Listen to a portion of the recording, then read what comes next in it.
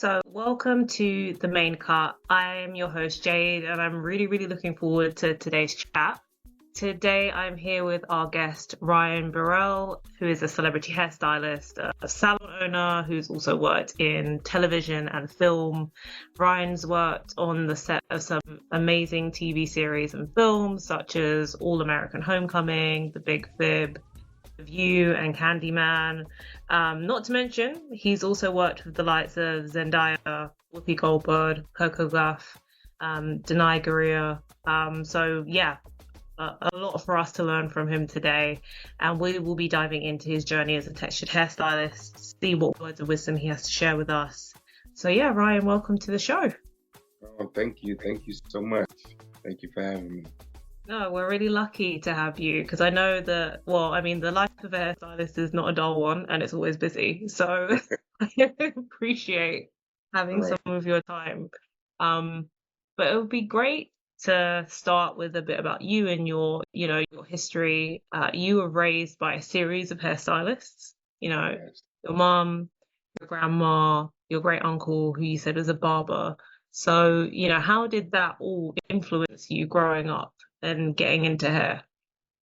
I never really wanted to get into the business because I've always been around it growing up. So it was never on my radar. It just never was. I wanted to be outside playing football, playing anything than being in the salon. So so it was more like I went to college, I wanted to be a pharmacist. And then I got my pharmacy tech license in high school. And so I was like, that's what I want to do. I want to be a pharmacist. And then when I got to college, I was like, I think I want to be an anesthesiologist instead. And so started to do that and got into my third year into my studies. And we had to do rotation at certain hospitals. And one day I just came home and I was like, this isn't it. And literally asked God, like, hey, show me a sign. What do I need to do? And I remember turning around in my kitchen and seeing the premiere of Beauty Shop. And I was like, oh, it seems like really cool. My mom would love this movie. And then Keisha Knight Pullum, she had on a beauty school jacket and the words were like shooting out of the screen. And I was like, okay, I'm going to drop out of college and go to cosmetology school. And I don't know, it seemed like when I got there, it just felt so peaceful. And I was like, is this what I'm supposed to do? And everything just came so natural to me. I don't know if it was because I had grew up around it. But like sometimes I would go into the salon, to help my mom if I needed money for sneakers or just extra money for the weekend. She would have me as a shampoo boy. So I would say, okay. And I would make good money. So I was like, maybe, this is for me. So once I went to cosmetology school, it just clicked. It truly did. It's amazing that, things like that can come full circle, where you can come from a line of stylists. They're like, no, that's not for me, and then end up being there. Yeah, it wasn't. But, like sometimes when my mom would style hair, um, I would say, oh, you should curl it that way. Oh, it looks nice if you did it that way. But I didn't know, I didn't know that I was prepping myself Mm, for the career that I have now. that's amazing. I can imagine that having your mom as a stylist must have been really nice when you did make that decision to have somebody to lean on that you'd already learned so much from, but then to learn even more from. She's really strict with me. Um, like she went to Pivot Point, so it's Okay. a really prestige school in the Midwest, and um, she I couldn't go there because I couldn't afford it because she Mm, made me pay for school on my own. mm, I went to a school in the neighborhood called Miss Roberts Hair Academy, which worked out for me because a lot of the stylists in there, they had been doing hair. They just needed a license. So it kind of helped me see stylists that were around, that been in the business for a long time, and probably pull from them as well. But my mom is really strict. She's never she loves to cut hair. She's extremely well with cutting hair. So Okay. she would grill me on haircuts. Oh, wow. But she wears her hair short, but she doesn't like to curl it. So it's Uh, all about the cut for her. So she'll be in the mirror like, get this. And she'll feel it and say, get this. There's too much hair here. Or she'll feel this back and uh, say, can you taper this a little bit more? It's too heavy. So she would do that well, every time until I got it right. but that's also great to Yeah, have somebody there who's ready to drill you yeah, like yeah, that, yes, and prepare you, because I can imagine that level of precision must pay off, especially when you're working with the likes of celebrities who yes, have high expectations. They want to sit in that chair and feel like they don't have anything to worry about. exactly. So I'm constantly double checking.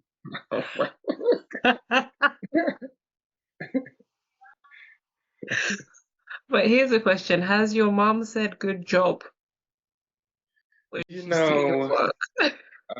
she has. She'll say, "Oh, that looks nice."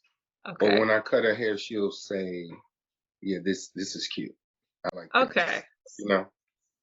Yeah, Okay. So you've had the approval from her as well. yeah, yeah. But she's one of my bad customers. Like she's one of the worst.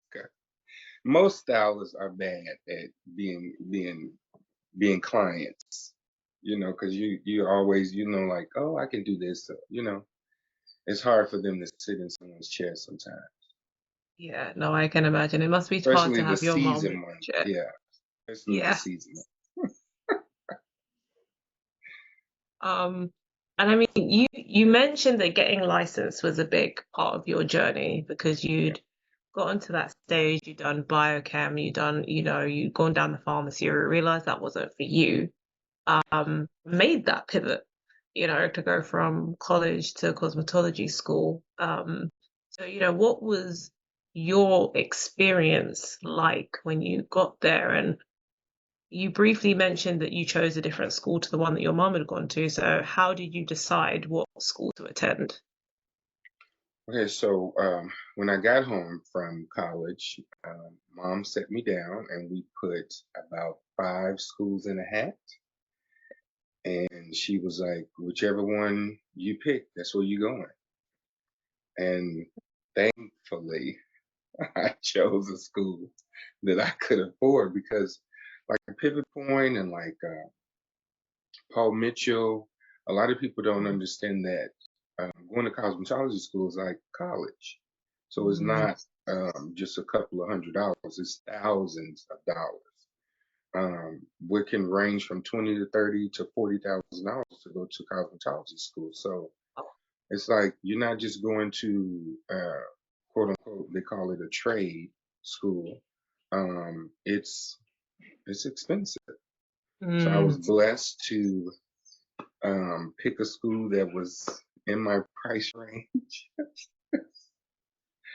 Um, and then when I got there, me not knowing the fundamentals of cosmetology, I didn't know, you learn biology, you learn anatomy, it's mm, chemistry involved.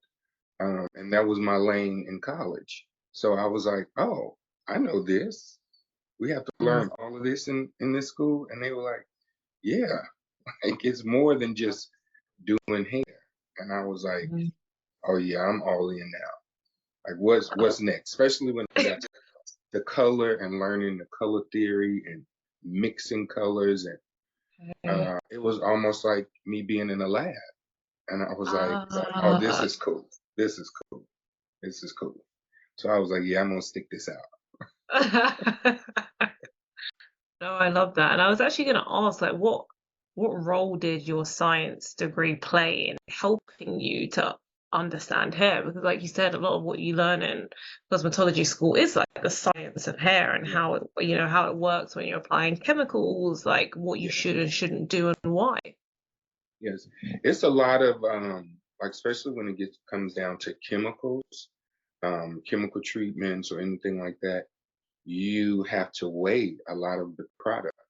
So learning to weigh and measure product before I even got to cosmetology school from college was helpful because a lot of Mhm. times when we color, I'm not gonna say all stylists, but sometimes stylists, sometimes we might not measure. We'll be like, oh, we can pinpoint it, you know, but knowing, okay, well, this is an ounce, this is a half ounce, this is, to truly Mm, have the accuracy to measure out right and have mm, scales that I knew that worked.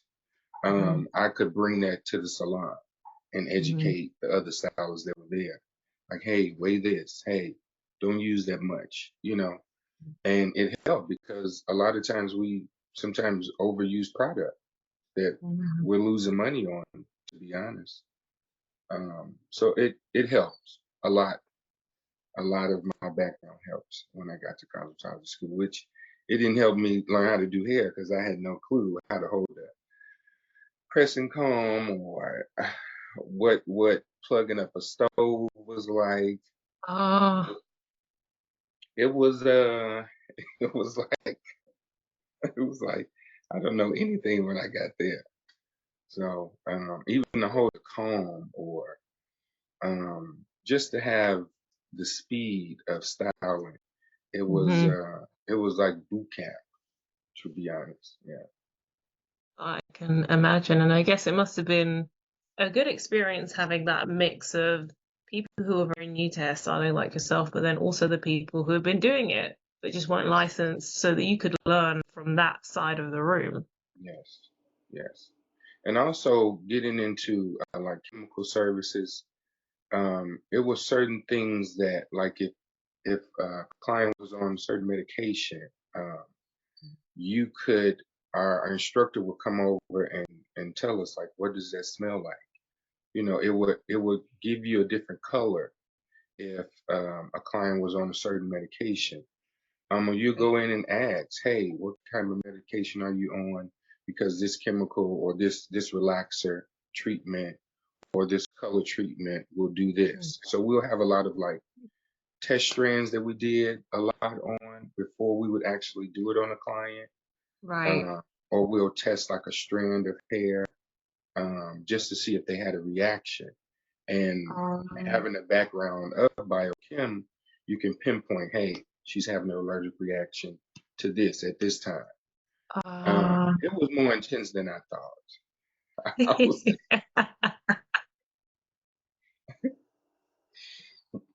but it sounds like it was, your degree had done you well, especially there are people that ask for a lot of different chemical treatments. Coloring is like, very much the norm.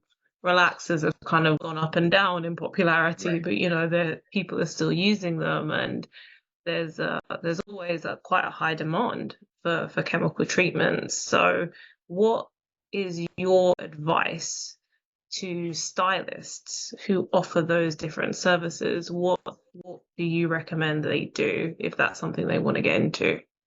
I truly recommend having a thorough consultation before even applying a chemical treatment. And I keep saying chemical treatments, but it is a formula that's created Yeah. for whatever service that you're doing as far as color, Mm, relaxers, perms, mm. straightener systems now, because a lot of people are using straightening systems as like mostly to keep your hair straight but not give yourself a relaxer. Yeah. And Yeah, then like an in also, between. yeah, also like protein treatments. Those things too Oh, can have an effect on people, especially with the ingredients now. You have to really pay attention to what's in products now, because a lot of uh, people are allergic. A lot of people sometimes when women are pregnant in our salon will stem from not having relaxers or not having color during their process. Some people will Right. say, "Oh, I'm okay with that," and I'm like, "No, it's something that's still absorbing into your body, and you're creating a human in there. So let's Mm, eliminate whatever we can. Now you got to go natural." okay. That's so interesting. I don't think I've ever really heard a stylist making that recommendation, but that's such a good Yeah, point. yeah, Whether it be that someone's pregnant or they said they're on medication, yeah. or even like high volumes of stress, there's that Yes, understanding that when your body is going through something, that's inevitably going to affect your hair because your body doesn't really care about your hair, it cares about you surviving. exactly, exactly. And we would have, consultations to where I would ask, "What's your high stress level at work? When is it? Yeah. What season is it?" I had it to where one client, she was stressed out probably every 6 months, and it would be around the time when they did her job review, and her hair would just Ah, start to fall out. And I would say, "Okay, what's going on this week?" "Well, my review is coming up." So I would say, "Okay, well, let's do a protective style, or let's do mm, a protein treatment or moisture treatment or hydrating treatment or something like that to where it can kind of protect and balance her out during the week." mm, It's just getting to know. I feel like stylists should truly get to know their clients. Truly. yeah. And I mean, consultations they're a big part of that, and it's getting that picture of what is someone's lifestyle. Right. What's the life they're living? Like, say, what are their stress levels? Are they eating well? Are they sleeping Exactly. well? Are they Exactly. drinking enough water? Because if someone wants hair all the way down their back, but they're like, I'm on a diet and I'm basically eating nothing, Right. And you're like, well, that you're not won't going to work. grow anything. Right, exactly. Or I even ask, like, how long is your mom's hair? How long is your grandma's hair? Mm, Is your dad thin? Has he bald? Because mm, sometimes texture you can have two and three textures, four yeah. textures in your hair. So sometimes I'll say, "Oh, you have your dad in the back, your mom in the front," you Oh. know, because sometimes in the middle your texture be different. In the back is looser. In the front it might be tighter. So you gotta really get to know your client. Yeah, and it's also, I guess, taking them on a journey of understanding and Yeah. discovering not just what their hair is like, but also if you've got these goals, like a lot of people, it might be length or health, Yeah. or whatever it might be. It's like, okay, here's where you are now, and this Right. is how we get you there, Yes. bit Yeah. by bit. I've learned that from my mom and the stylists that were there. They all moved that way. So it was just like, oh, okay, well, I'll just implement it into my services too. Mm, But it's it's needed. I feel like the salon lifestyle is truly coming back. And I think more people want to have that same camaraderie of being around other stylists and learning because it's free. Like if you're in a salon and it's other stylists that's in there that's more educated or been in the business longer, it's free. yeah. You're learning for free.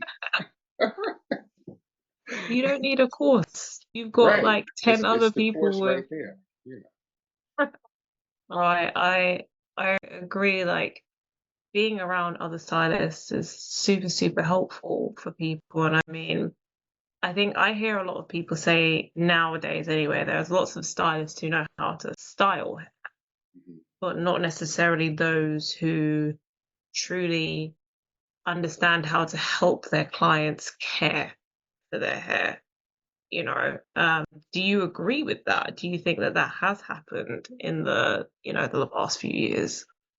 I do. To an extent, I do.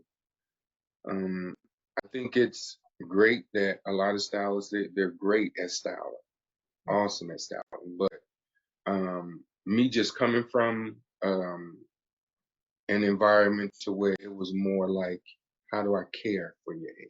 Mm, That's built in me already. So My main goal is to keep your hair on your head. It doesn't matter what kind of styling we're doing. As long as you can keep your strands on your head, I'm okay. And it's true, you know, a lot of stylists, they would rather you come shampooed and blow dried and stuff like that. But I feel like you touching the hair and seeing it wet and making sure you're introducing the right product when Yeah. they get to the bowl and shampooing the hair, especially scalp health. Um, Hmm. because sometimes you need to see their scalp. Yeah. So I wish that more stylists would be more educated on the health of the hair more than styling, but I think they can both live together. Truly, I truly Yeah. believe they can.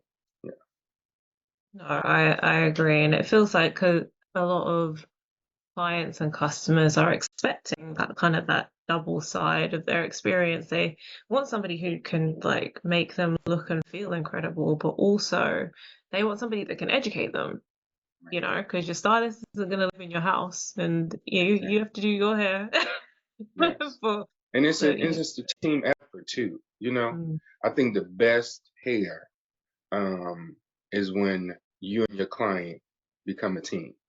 mm, You know, to where she's telling you exactly what she's doing at home. yeah, I'm telling her exactly what I'm doing in the salon or wherever I'm at.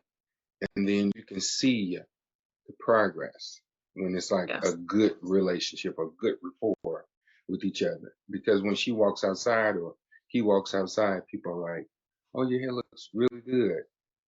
You can tell when it's being, taken care of. no, 100%. And that also, I mean, it also creates and rebuilds that sense of trust Yeah, with yeah, like clients and stylists, because that relationship does feel a bit broken at the moment. yeah. There's like ways that we need to go to fix it, because people, both stylists and customers, have had bad experiences. To be fair, we speak a lot about Yes, clients having bad experiences, but there are a few stylists that I know who have had to divorce some customers as well yes, yes. along Nothing the wrong way. with that. Have a divorce, come back a couple of months later or a year later or however long it takes. Oh, sometimes you do need that. And I mean, you've grown up helping your mom in her salon, and now you co-own your own. So what are some of the core things that your mom taught you that you've now applied to your salon? I'm sorry for that noise in the back. Pretty much true customer service. I would say Mm, that. And keeping a clean salon, um, okay. and also having the aesthetic of the salon to make it feel welcoming, homey, um, and being authentic, to your clients and to your staff, and also enjoying doing hair. Yeah. Always being excited for a new customer, always being excited to do a new style on a client that's been around for years. We used to have these competitions in the salon Oh, where we would have like who had the biggest transformation this year. So we oh, would, document certain clients that got color this year or got a haircut or got a new style. I think mom truly set the tone for oh. me owning a salon, which we co-own together. Um, but it's fun. It's a fun experience with her. Yeah, and it must be nice to have like a family run salon as well and be able to. Yeah, sometimes. But yes, it is. It's fun. No, I love that. And I think one of the most challenging things for people who are running a salon is like finding stylists that are really, really good and passionate about what they do. So, Yeah. what are some of the things that you look out for in stylists when you're trying to hire them? Hmm. Let's see. Normally, um, we'll do. Um, they have to style hair in front of us, like that first interview, Okay. just to see how they, work with their clients. I mean, we'll normally ask for one or two clients to come in, and it'd just be a regular salon day. Like it wouldn't be Right. like, oh, we're sitting there watching you. We'll be doing clients too to see if you vibe Uh, with the salon, right. because it is definitely um, an atmosphere um, Mhm. that needs to be a certain way in the salon. And it's always been a great atmosphere in our salon at A Salon Biz. It's just, when it clicks, when, it's like, okay, yeah, she fits or he fits. Mhm. Um, that's pretty much what I look for. See if they have the same aesthetic as us because we are a salon that caters to natural hair, relaxes, whatever you want, we can do in the salon. And Right. that goes beyond just us. We can style anyone's hair, to be honest. Mhm. So we want to make sure that you're able to move in the same direction as a salon. And also pricing wise, um, Uh, for me, my mom, at first when I got into the business, I was like, Mom, I can't charge that much. And she was like, Oh, yes, you can. And I was like, No.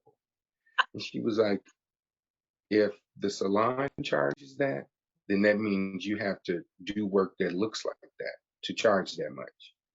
mhm. So when I'm looking for stylists, I'm like, okay, if the set price is this, does it look like that? Yeah. Does it feel like that lady paid that much and she's getting the results? Yeah. Um, and normally it works out.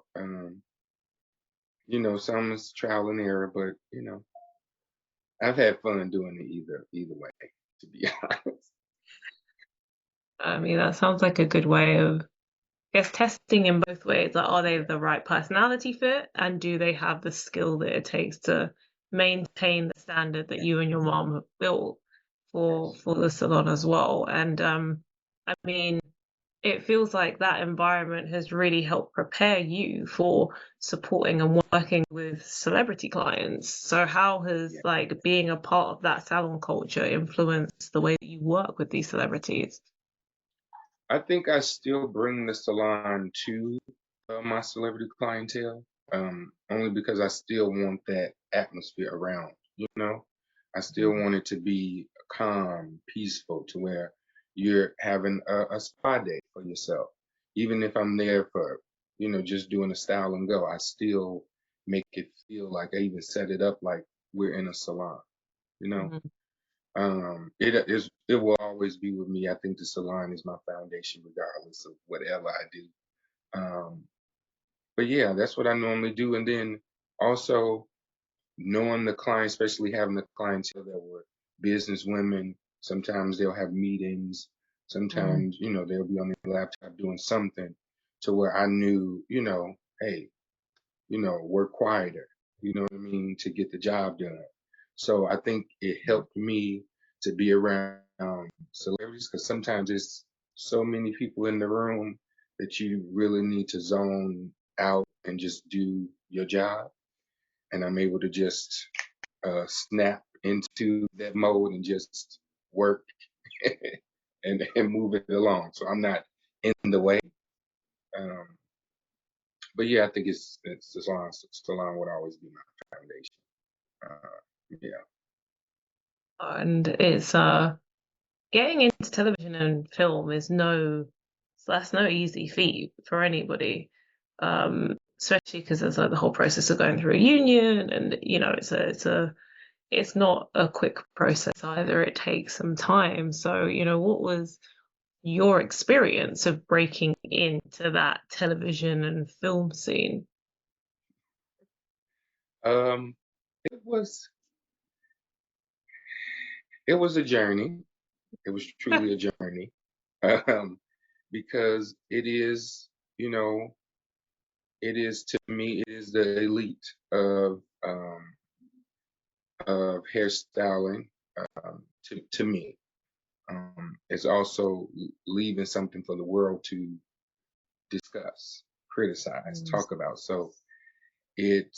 Um, it's not an easy place to get to, but I feel like if you're determined and asking the right questions, educating yourself, Google is a great tool, everyone. Um, Social media is a great tool, to just introduce yourself to people that's in the business already. Um, Before we didn't have social media like that.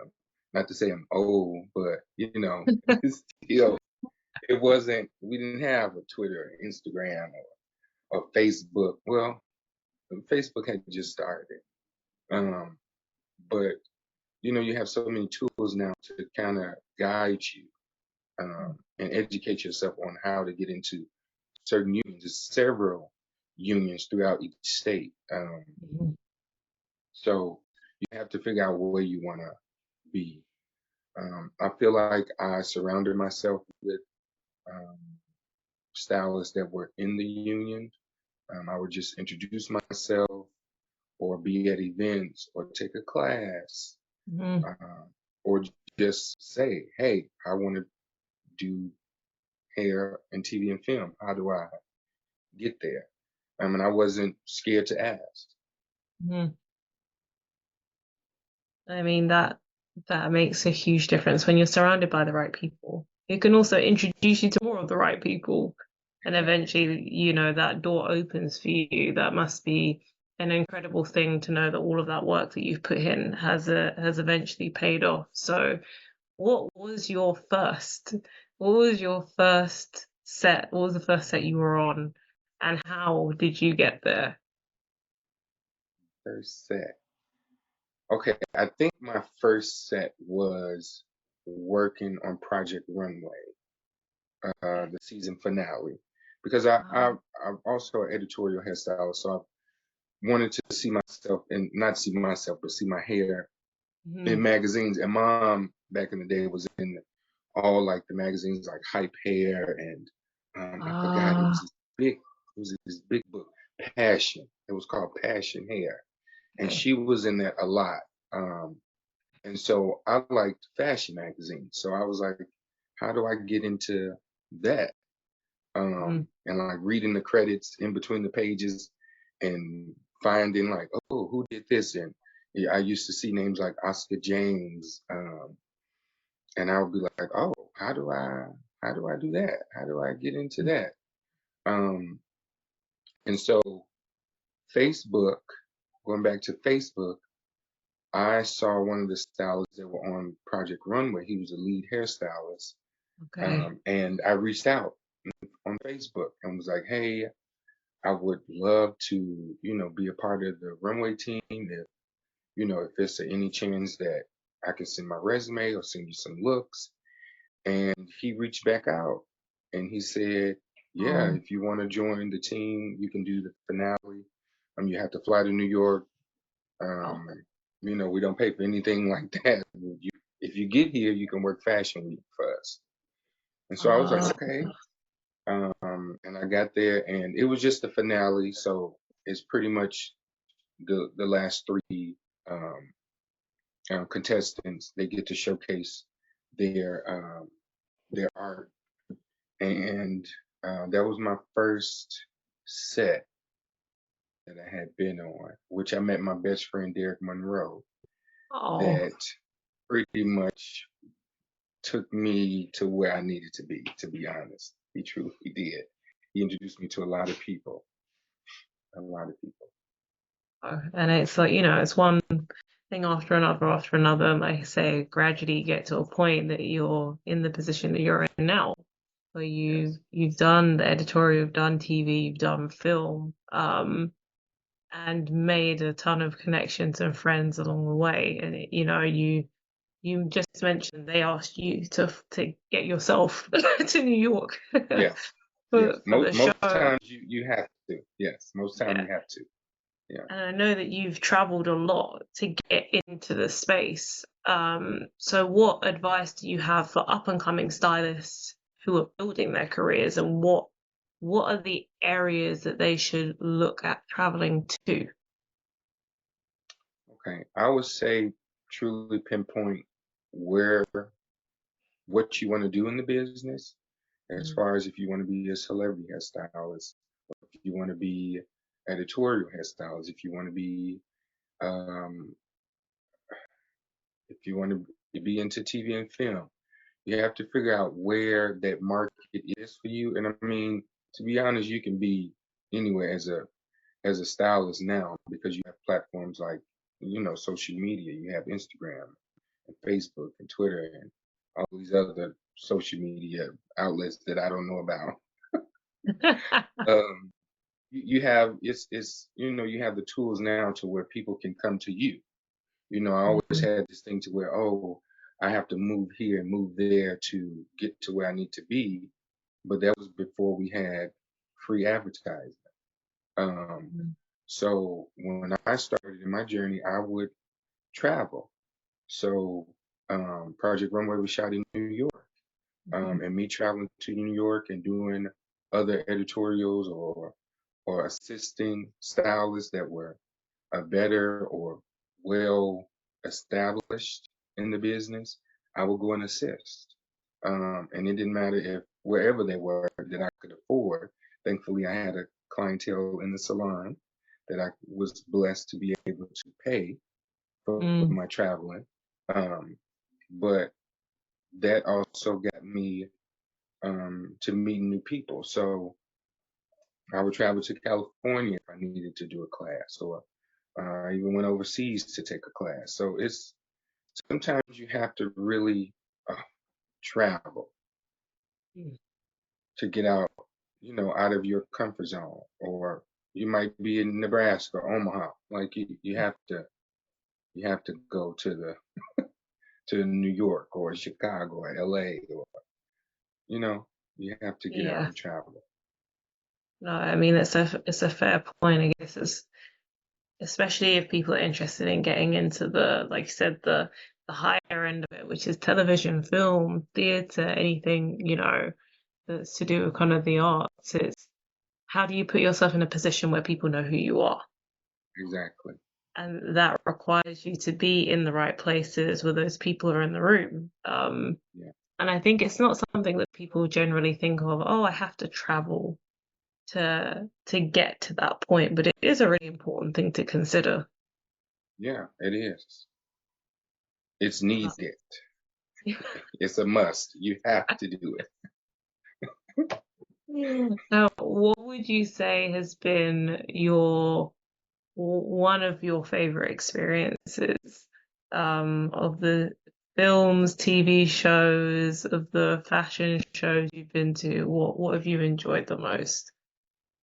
Um, I would probably say working at the View. Um, I think that was a great experience for me, especially a young stylist, being groomed by people that truly wanted you to do well in the business. I Mm. think that experience alone, and that was over 6 years, and currently still employed by them, which is Wow. mind blowing. And to work with Whoopi Goldberg and Sunny Hostin, to work Mm. with them, it was great. And my best friend Derek Monroe is there. Rebecca is the department head. It was just like a family, and they truly groomed me uh, to pretty much have longevity in this business. Mm. Yeah, And yeah, longevity is a hard thing to have because it's a lot of pressure. Like you said, it's a lot of travel. It's a lot of long hours. um, yeah. So again, what advice do you have for stylists who are thinking, yeah, I really want to get into television and film? What advice do you have for them so that they can sustain that longevity as well? I would say find a mentor, or find a team. Pretty much do things that are passionate to you, especially in TV and film. I'm still truly new to the business, so I'm still learning. I still want to meet people. I still want to just day playing is like going from show to show sometimes, just to like educate myself on, the business. I would say just try to get with a good team, try to get with, good people that you can be around that can guide you, um, and keep you hired. Mhm. And just, stay true to yourself. Know what's your weak things that you need to work on, and know what you're good at. So then you can Mhm. cater to that.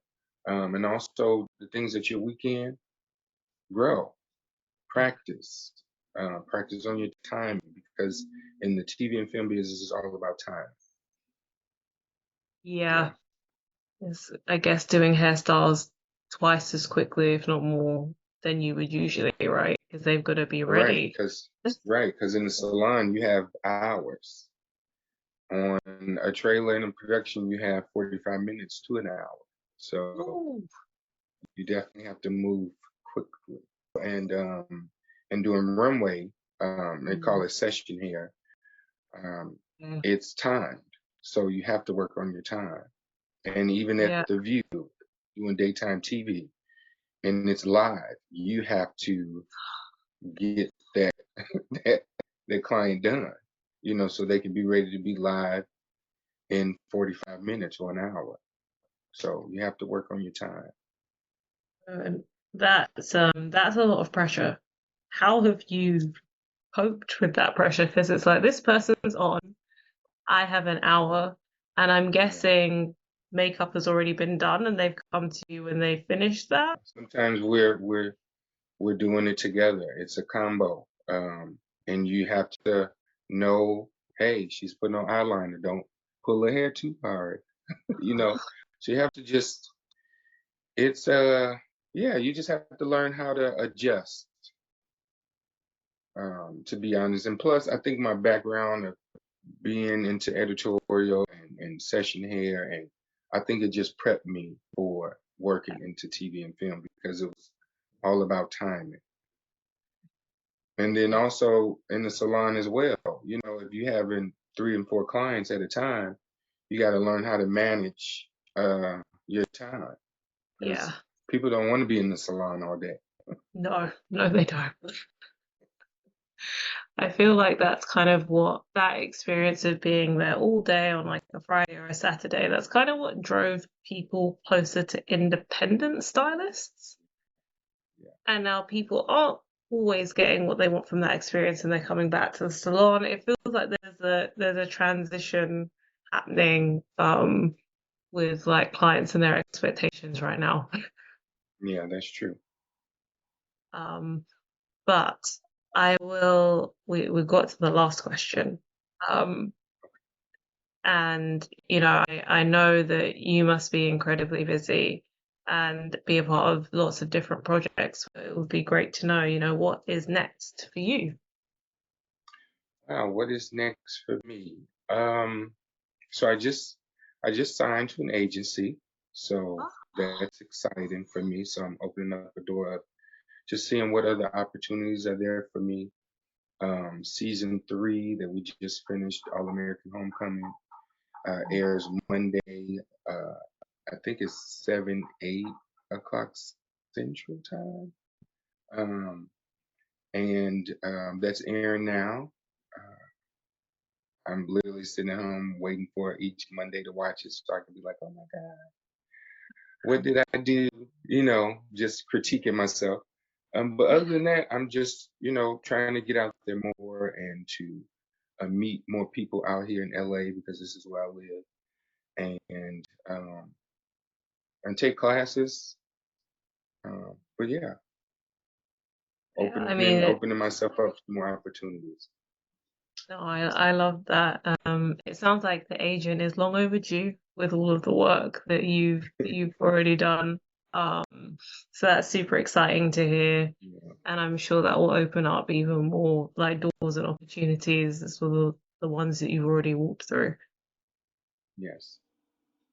Um, but no, but this has been it's been so lovely speaking to you, Ryan, and Yeah, the hour has flown by.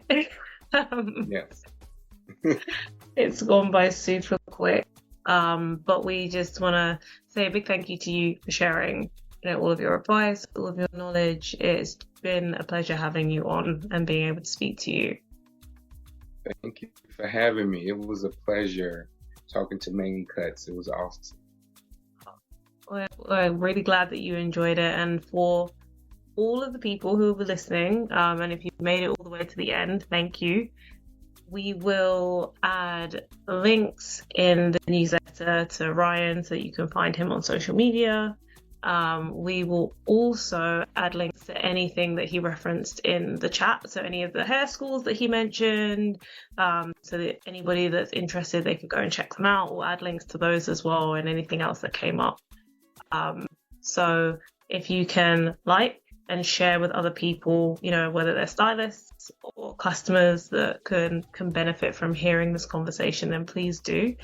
But other than that, we will see you on the next episode.